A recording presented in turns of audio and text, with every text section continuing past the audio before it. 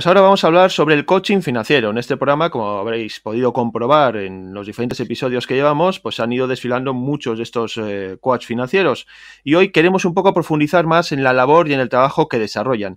Y para ello, pues vamos a hablar con uno de ellos, con Mario Pérez, que ya nos está escuchando. Hola, Mario. Hola, Esteban, ¿cómo estás? Mario reside en Oslo, es natural de Venezuela y compagina su profesión de ingeniero con la de coach financiero. Y Mario, bueno, la primera pregunta, y para entrar ya en materia que te quiero realizar es, ¿qué es un coach financiero? Bueno, Esteban, te explico. Un coach financiero es una especie de entrenador. Así como están los entrenadores en la parte deportiva, un coach financiero viene a ser un entrenador en la parte de las finanzas. En este caso pueden ser las finanzas personales o las finanzas familiares.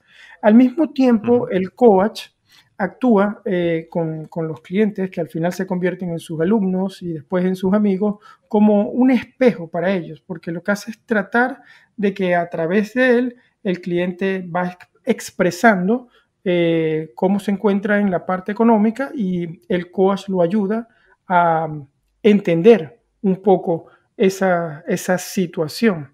Entonces, la función del coach financiero básicamente es poderle brindar a sus clientes, a las personas con las que trabaja, información que tiene que ver con finanzas personales, educación financiera, pero al mismo tiempo ayudarlos a ver dónde están en su economía.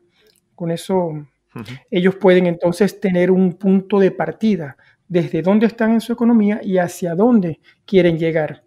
Bien, hablas del punto de partida, ese es el inicio del proceso del coaching. ¿Cómo articulas tú un proceso de coaching con un cliente? Sí, te explico, Esteban. Principalmente yo desarrollo un número de sesiones con mis clientes, ¿no? Y empezamos a abordar un camino. Pero como igual te dije en este momento, ese camino empieza en un punto A. La idea es tratar de llevar a un cliente desde un punto A hasta un punto B, hasta una situación deseada donde el cliente quiere llegar. Y en ese camino yo toco muchos temas. El tema, por ejemplo, empezando con la motivación. Hay que saber si la persona está motivada.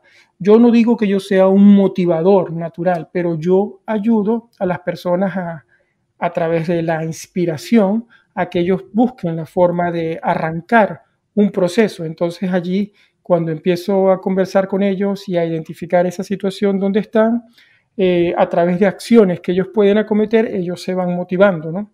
Para luego pasar a la creación de hábitos financieros, en este caso, ¿no? Ya más adelante te menciono un poco cuáles pueden ser esos hábitos, pero esos hábitos financieros los van a ayudar a pasar a la acción en cuanto a tomar el control de sus finanzas. Y allí les voy presentando diferentes herramientas o técnicas que pueden utilizar para así poder ir elevando lo que es la educación financiera y poder empezar a conseguir objetivos financieros. Entonces es como un ciclo, como te lo he explicado, ¿no? Vamos creando motivación, vamos enseñando hábitos o revisando hábitos, viendo cómo lo hacen, vamos pasando a la acción y a través de herramientas vamos a crear objetivos financieros y, por supuesto, todo ese proceso ayuda a elevar la educación financiera y esa sería la forma en que yo abordo las sesiones. Entonces, lo que estamos viendo es un proceso de acompañamiento a tus clientes desde ese punto A hasta ese punto B final al que se quiere llegar. Sí, como te decía, en las sesiones de coaching financiero, yo voy llevando a los clientes de la mano en ese proceso. Una parte son los números, pero realmente los números no es el problema. Los números son fáciles, entender dónde están y hacia dónde van, pero lo más importante es el comportamiento. Es decir, hay una persona, bueno, yo lo he escuchado de Dave Ramsey, que es un gurú en la parte de finanzas, que el 80% del éxito en tomar el control de las finanzas es el comportamiento y el 20% el conocimiento en sí. Y bien sabemos que hay infinidad de información en Internet acerca de finanzas personales, donde busques libros, en YouTube, en podcast, en lo que sea. Pero realmente esa figura del coach es muy importante porque es una figura que ayuda a las personas realmente a moverse, a ponerse en acción. De igual forma, Esteban, también te puedo decir que un coach en algún momento de todo este proceso, durante el proceso, en esta relación, un coach se convierte en algunos momentos en un consultor y puede ayudar quizás a entender productos financieros. Por supuesto, también se encarga de dar una formación durante este proceso y al mismo tiempo puede ser como un mentor o un asesor. Entonces, dependiendo de la situación donde nos vamos moviendo, un coach realmente es como si tuviera más de un rol. Y por supuesto, eso a medida que entramos en confianza, hasta te vuelves como en algún momento psicólogo o mediador, claro, sin meterte de lleno en la profesión, pero simplemente diciendo que tienes que entender el comportamiento de las personas, ¿no? A enseñarlos a negociar y al final convertirte en un amigo, porque de eso se trata, ¿no? Cuando entramos en ese círculo de confianza se crea esa amistad y el coach es la persona que ayuda a, bueno, a identificar algún bloqueo. ¿Por qué no logras hacer más dinero en tu vida? ¿Por qué no logras ahorrar o por qué no logras generar más dinero? Y es allí la función que tiene el coach financiero, Esteban. Hablas de los clientes, vamos a centrarnos un poco en el tipo de cliente, en qué tipo de, llamémoslo, de cliente ideal es el que tú tienes o el que recurre a tus servicios. Bueno, no es casualidad, realmente el cliente que tú atraes es el cliente que más se parece a ti. Y eso es lo que yo he experienciado.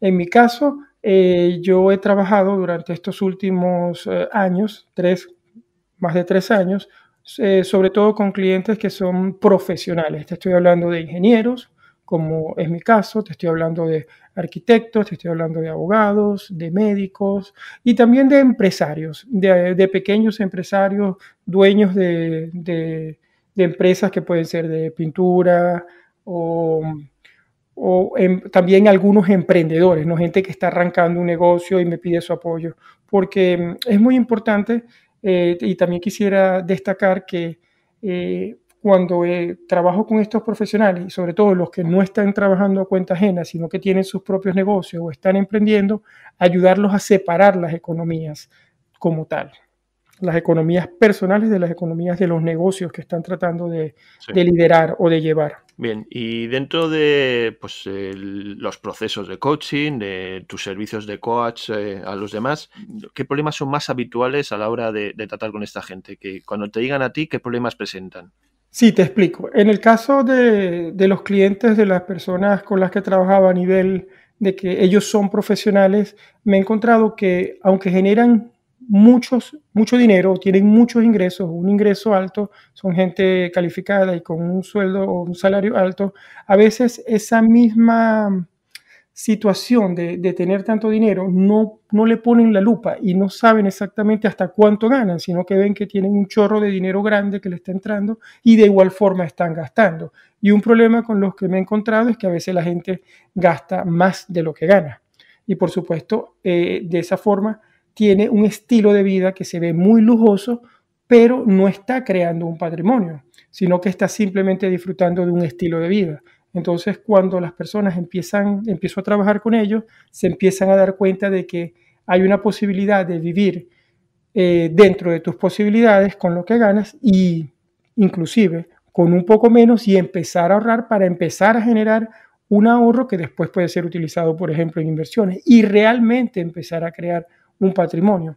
Porque, ¿qué sucede? Que las personas normalmente, y te lo digo en mi caso, porque yo crecí desde la cultura que vengo de Venezuela, bueno, uno se graduaba de la universidad y lo primero que hacía era comprarse su casa a crédito para después comprarse un carro, para después, que también podía ser a crédito, para después, bueno, si te casabas y formabas una familia y seguías como por ese rumbo, ¿no? Que es lo que tus padres te han enseñado. Pero no, y tu patrimonio siempre lo tenías todo amarrado a una deuda muy grande, a una vivienda, a la vivienda principal en este caso. Pero hay otras formas de hacerlo, que no necesariamente tienen que ser esas, como puede ser realmente empezar cuando generas mucho dinero, empezar a quizás no comprarte una vivienda a crédito, sino empezar a ahorrar, cosa que parece imposible, pero no lo es, y comprártela en el futuro, pues quizás de contado o con un crédito más bajo, y empezar a crear un patrimonio para poder invertir. Eso es falta de educación financiera, que es lo que yo me he encontrado inclusive con clientes que generan mucho dinero. Por otro lado, están las personas que ya han generado quizás algún patrimonio y están arrancando un negocio, pero tienen mezcladas las economías. Es el error número uno que yo he encontrado. Y entonces realmente les es muy difícil hacer crecer un negocio porque el dinero de tu economía personal a lo mejor se está llevando mucho de tu negocio y hay que separar esas economías como tal. De igual forma con ambos clientes, lo que me enfoco es, como expliqué en ese proceso que te dije al principio, en empezar a identificar ese punto a donde están para luego, bueno, empezar.